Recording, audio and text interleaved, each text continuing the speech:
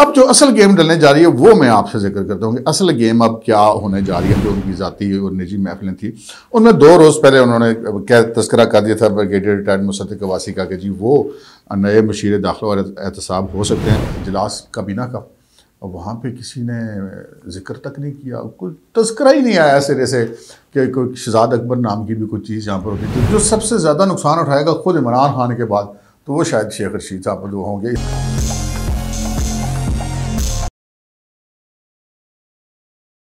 السلام علیکم ناظرین, پروگرام ویژن بائی راجہ عاطف ذوالفقار کے ساتھ آپ کی خدمت میں حاضر. ناظرین, آج کے پروگرام میں ہم بہت امپورٹنٹ چیزیں ڈسکس کرنے والے ہیں. سب سے پہلے تو ہم ڈسکس یہ کریں گے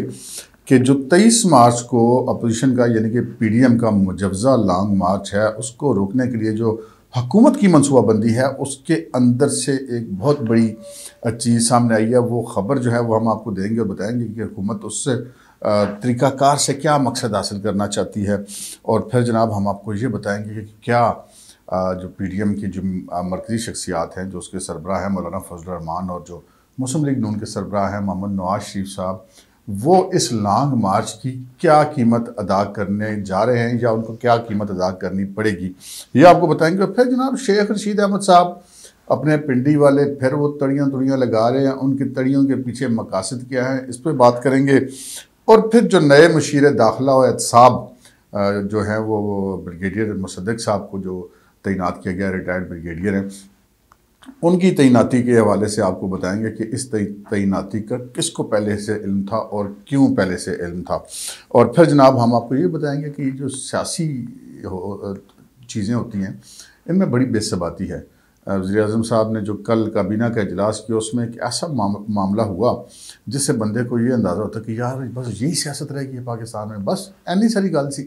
ان تمام موضوعات پہ آپ سے بات کریں گے, مگر اس سے پہلے کہ ہم اپنے پروگرام کو آگے بڑھائیں آپ سے گزارش ہے کہ اگر ابھی تک آپ نے ہمارے چینل سبسکرائب نہیں کیا تو پلیز کر لیجئے اور ساتھ ہی بیل آئیکن بھی دبا دیجئے تاکہ جو ہی ہمارا کوئی پروگرام اپلوڈ ہوتا ہے تو اس کا نوٹیفیکیشن فوری طور پر آپ کو موصول ہو سکے. پروگرام کا باقاعدہ آغاز کرتے ہیں. جی پہلے ذرا اس پہ بات کر لیتے ہیں جو ہم نے آپ سے ذکر کیا کہ سیاست کی جو صفاقی کہہ لیجئے, سنگ دلی کہہ لیجئے یا زمانے کی بے ثباتی کہہ لیجئے, وہ کیسے کہ آپ کو پتہ ہی ہے کہ جو شہزاد اکبر صاحب تھے وہ جب تھے یعنی کہ کل سے پہلے تو ان کا طوطی بولتا تھا ہر طرف. آپ کو علم ہے کہ ایون وہ وزیر داخلہ نہیں تھے لیکن ایف آئی اے ان کی کنٹرول میں تھی, اور وزیر داخلہ شیخ رشید احمد صاحب جب کہیں چلے بھی جاتے تھے ایف آئی اے کے افسران جان بوجھ کے آگے پیچھے ہو جاتے تھے کہیں شہزاد اکبر صاحب ناراض نہ ہو جائیں. اور ان کے دور کو اس وقت عمران خان صاحب کی حکومت کو کہا جاتا تھا کہ شہزاد اکبر کا دور ہے, یعنی کہ اتنے وہ بااثر اور طاقتور تھے اس حکومت کے دوران. اور پھر ہم نے دیکھا کہ جس وقت وہ نذیر چوہان والا معاملہ ہوا اور انہوں نے شہزاد اکبر کے خلاف ایک بیان دیا تو کس طرح جو ہے وہ طاقت کا استعمال کیا گیا. نذیر چوہان صاحب جو ہیں ان کو جیل جانا پڑا اور پھر جیل میں صوبائی وزیر فیاض الحسن چوہان وہاں پر پہنچے اور پھر انہوں نے مبینہ طور پہ موبائل فون پہ بات کروائی جو ہے شہزاد اکبر سے اور معافی طلبی کروائی, اور شہزاد اکبر صاحب ٹیلی فون پر ہی سارا کچھ کنٹرول کرتے ہیں, یعنی کہ ان کے اشارے سے وزراء آگے باگے پھرتے تھے اور اپنی پارٹی کے اندر بھی جو اراکین اسمبلی تک اگر ان کے بارے میں کوئی بات کر دے تو ان کو بھی اس کا خمیازہ بھگتنا پڑتا تھا. لیکن کل جناب جو تھا اجلاس کابینہ کا وہاں پہ کسی نے ذکر تک نہیں کیا, کوئی تذکرہ ہی نہیں آیا سرے سے کہ کوئی شہزاد اکبر نام کی بھی کوئی چیز یہاں پر ہوتی تھی. تو دیکھ لیجئے کہ یہ وہی کابینہ ہے جس میں پہلے شہزاد اکبر صاحب بیٹھے ہوتے تھے تو سب سے زیادہ مرکزی اہمیت پرائم منسٹر کے بعد ان کی ہوتی تھی اور ان کی بات میں بڑا وزن ہوتا تھا. اور آج آپ دیکھ لیجئے کہ ابھی ان کو یعنی کہ وزارت سے یا جو ان کے پاس چارج تھا ان کو چھوڑے ہوئے بھی ایک دن ہی ہوا تھا تو انہی کے ساتھ کے سارے لوگ کسی نے ان کا ذکر تک کرنا بھی پسند نہیں کیا کہ کہیں پی ایم صاحب ناراض نہ ہو جائیں. تو یہ ایک سیاست کی صفاقی ہے, سنگ دلی ہے, اس کا ہم نے کہا کہ جلدی جلدی ایک تذکرہ کر لیں. پھر جناب ہمارے وزیر داخلہ شیخ رشید احمد صاحب پنڈی والے نے ایک آج گفتگو کی ہے اور انہوں نے بڑیاں تڑیاں لگائی ہیں جناب, اور انہوں نے کہا ہے کہ اپوزیشن جو ہے وہ میں ان کو بتا دینا چاہتا ہوں پی ٹی ایم والوں کو کہ یہ کوئی پیج شیج جلاتا نہیں ہے, وہ رہے کی پیج ہے, کسی غلط فہمی میں نہ مارے جائیں. اور پھر انہوں نے کہا کہ جناب 23 مارچ کو جو ہے وہ موبائل فون سروس بھی جو ہے وہ بند رہے گی, اور یہاں پہ جو نہیں ہے وہ اسلامی ممالک کے وزرائے خارجہ آ رہے ہیں تو پھر جو ہے وہ جو بھی حالات ہیں سامنے ہوں گے, پھر ان لوگوں کو دیکھنا پڑے گا کہ وہ اپنی کیسے سیاست کریں. اچھا شیخ صاحب نے یہ جو بات کی نا کہ وہ سیم پیج پر ہیں اور وہ ابھی تک ان کے ہاتھ وہیں پر ہے. اب شیخ صاحب کی باتیں تو وزیر داخلہ تو ہیں چلیں وہ، لیکن ان کی بات اس لحاظ سے کیا وزن رکھتی ہے کہ جب ایک طرف وزیر اعظم خود آ کے ٹی وی پر یہ کہہ رہا ہو کہ مجھے اگر نکالا تو میں بڑا خطرناک ہو جاؤں گا، اور پھر آپ اگر ایسی بات کریں تو پھر اس بات کو کوئی کتنا کہ وزن دے سکتا ہے. لیکن بہرحال ایک آج چونکہ chief of army staff general Qamar Javed Bajwa اور ڈی جی آئی سے لیفٹیننٹ جنرل ردیم احمد انجم نے پرائم منسٹر صاحب سے ایک ملاقات کی ہے غالباً پرائم منسٹر آفس میں، تو شاید شیخ رشید احمد صاحب اس وجہ سے تھوڑے سے اوور کانفیڈنٹ ہوئے تھے کہ بھائی ملاقات تو جب آرمی چیف ہو یا D G I S I ہو پرائم منسٹر بلائے تو وہ ایک ڈسپلن کا معاملہ، یہ ڈسپلن فورس کے جو ہیں اس کے مختلف شعبوں کے سربراہ ہیں، ایک ادارہ ہے آرمی چیف اس کے سربراہ ہیں، ایک ادارہ آئی ایس آئی ہے ڈی جی آئی ایس آئی اس کے سربراہ ہیں. تو وہ اس کا مطلب یہ تو نہیں کہ وہ آپ اپنے ڈسپلن تو نہیں توڑا کرتے. کوئی بھی پرائم منسٹر ہو، چاہے وہ عمران خان صاحب ہوں، چاہے وہ نواز شریف صاحب ہوں، چاہے وہ کوئی بھٹو صاحب تھے، چاہے وہ بینظیر صاحبہ تھیں، یا کوئی جمالی تھے یا کوئی شوکت عزیز تھے، تو ڈسپلن ہوتا ہے کہ جب ملک کا چیف ایگزیکٹو بلاتا ہے تو اس اداروں کے سربراہ تو وہاں جایا کرتے ہیں. اس کا مطلب یہ تو نہیں ہے کہ وہ ان کے حامی ہیں یا ان کے خلاف ہیں. تو اس سے یہ مطلب جو ہے وہ نکالنا قطعاً مناسب نہیں ہوگا. البتہ ایک چیز کی طرف میں نشاندہی کر دوں، پہلے بھی خان صاحب اس طرح کیا کرتے تھے کہ جب کوئی ایسا کوئی معاملہ ہوتا تھا، ایسی خبریں چل رہی ہوتی تھیں تو وہ جناب جو آرمی چیف کو اور ان کو بلا لیا کرتے تھے ڈی جی آئی سے. جب جنرل فیاض بھی تھے تو وہ پھر اپنے دائیں بائیں ان کو بٹھا کے ان کی فوٹو جو ہے وہ ریلیز کروایا کرتے تھے، اور اس فوٹو کو ریلیز کرانے کے ان کے اپنے وہ ان کے ذہن میں ہوگا کہ پتہ نہیں شاید ان کو کوئی فائدہ یا نقصان ہوتا ہے. لیکن بہرحال اس دفعہ یہ ہوا کہ خبر تو آئی کہ وہ گئے ملاقات کی، لیکن فوٹو ریلیز نہیں ہوئی. فوٹو ریلیز نہ ہونے کی وجہ وہی ہے جو کہ نئے ڈی جی آئی سے نے چارج لیتے کہا کہ ان کی فوٹو نہیں آنی چاہیے، اور بجا طور پر ان کا یہ فیصلہ درست ہے کیونکہ وہ خفیہ ادارے کے سربراہ ہیں. خفیہ ادارے کے سربراہ کی شکل کو ہمیں لوگوں کو خام خواہ دکھانے کی ضروری نہیں ہوتی. اور جیسے آپ کو یاد ہوگا جب جنرل فیاض صاحب نے دورہ افغانستان کیا تھا تو چونکہ ان کا فیس بہت فیملیئر تھا تو وہ سارے انٹرنیشنل میڈیا کو پتہ چل گیا. اگر ان کے چہرے سے لوگ نہ جانتے ہوتے تو کسی کو پتہ بھی نہ چلتا، وہ جس کام سے گئے تھے وہ کر کے چپ کر کے واپس آ جاتے. تو یہ اس قسم کی چیزیں ہوتی ہیں. لیکن اس دفعہ فوٹو ریلیز نہیں کروا سکے. حالانکہ اگر دیکھا جائے تو بلحاظ مرتبہ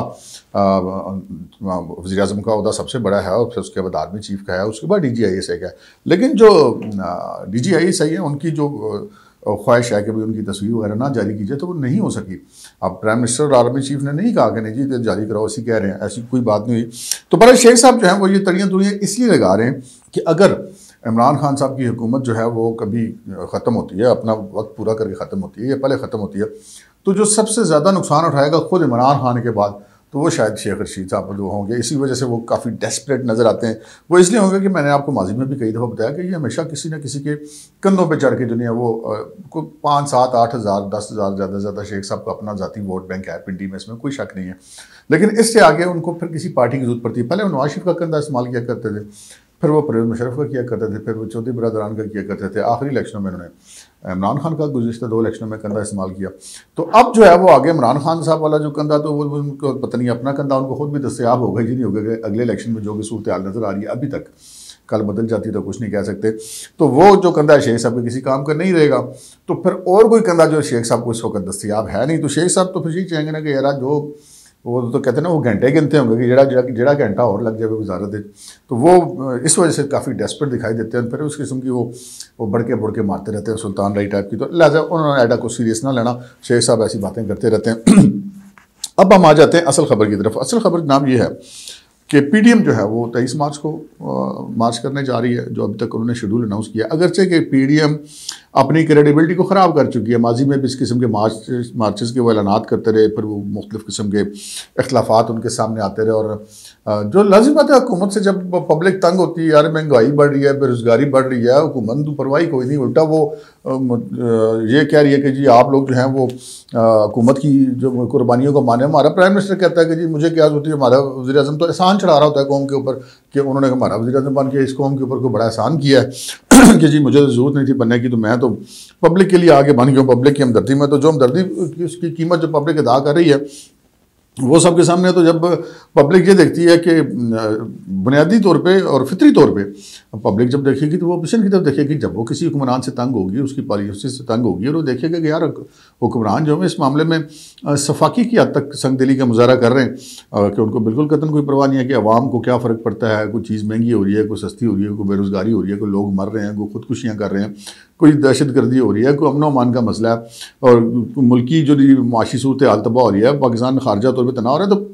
کس کی طرف دیکھے گی عوام؟ جمہوریت میں تو ایسا ہی ہوتا ہے کہ وہ پھر اپوزیشن کی طرف دیکھتی ہیں۔ اب اپوزیشن جو ہے وہ جسے کہتے ہیں نا وہ ستو والی اپوزیشن ہے کہ جناب وہ کسی طرف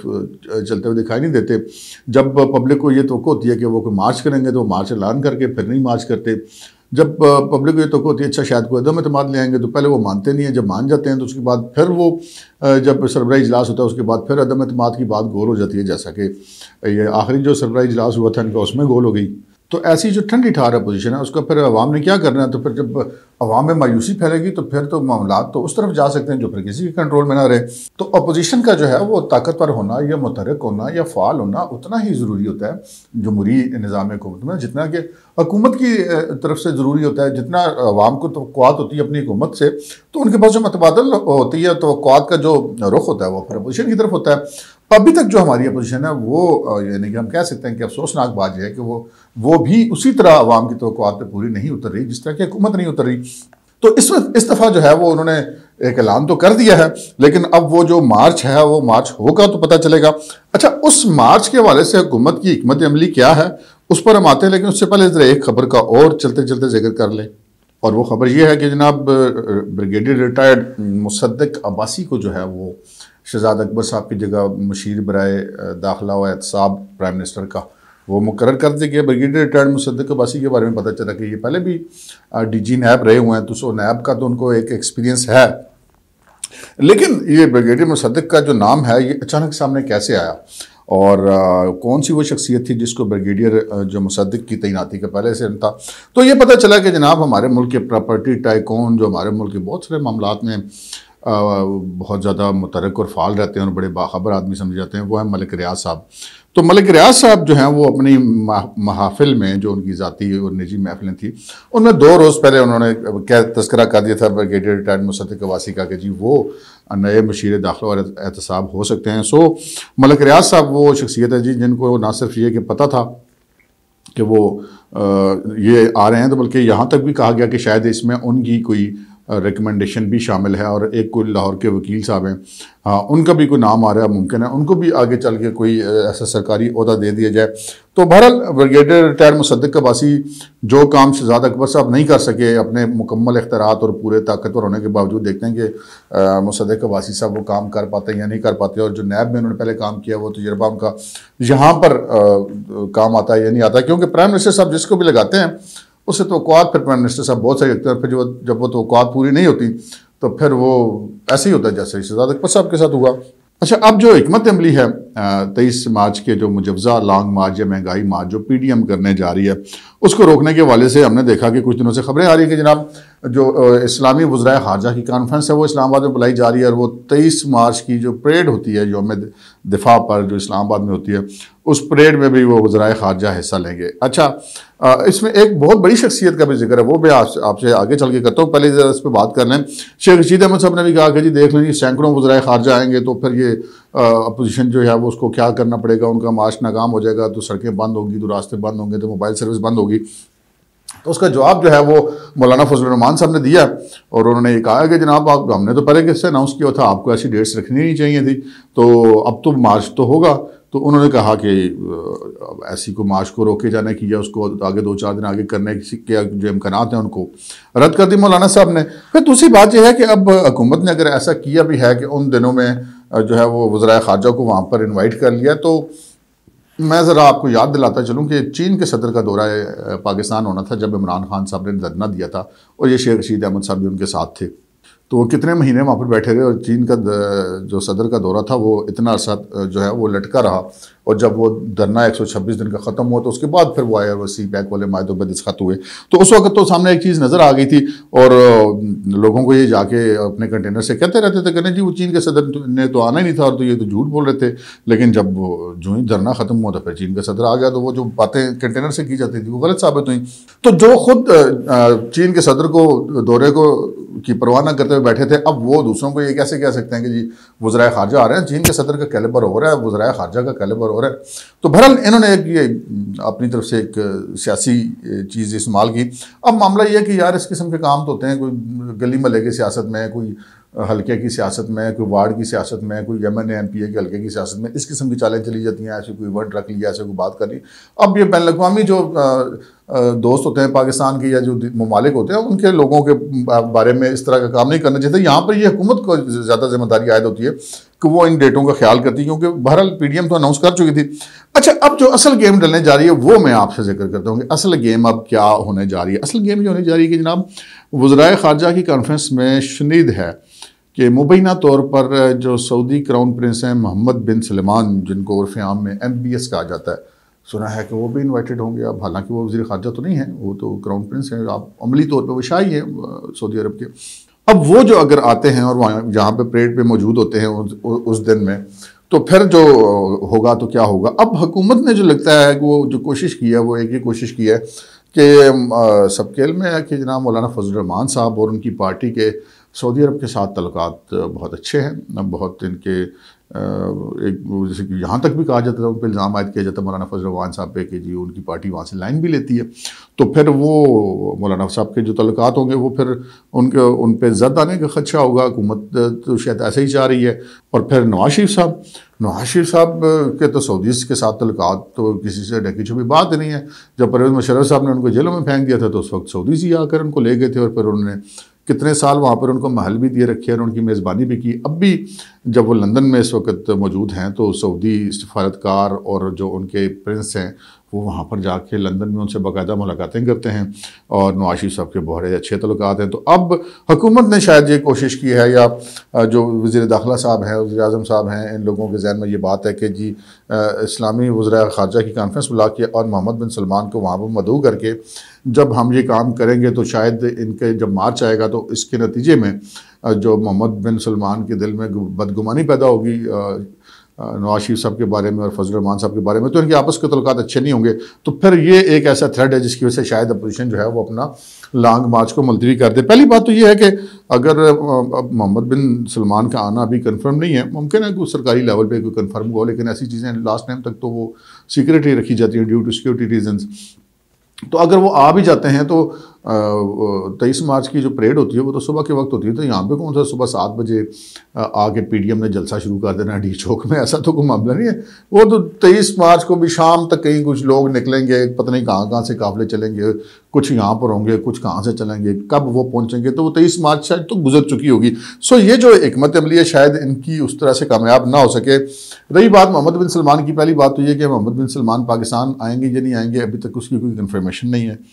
دوسری بات ہے کہ وہ پتہ ہی ہے نا آپ کو، گھڑی والا بھی معاملہ تھا، وہ محمد بن سلمان کا تو ویسے دل کھٹا ہوا جناب وزیر اعظم عمران خان صاحب سے مبینہ طور پر،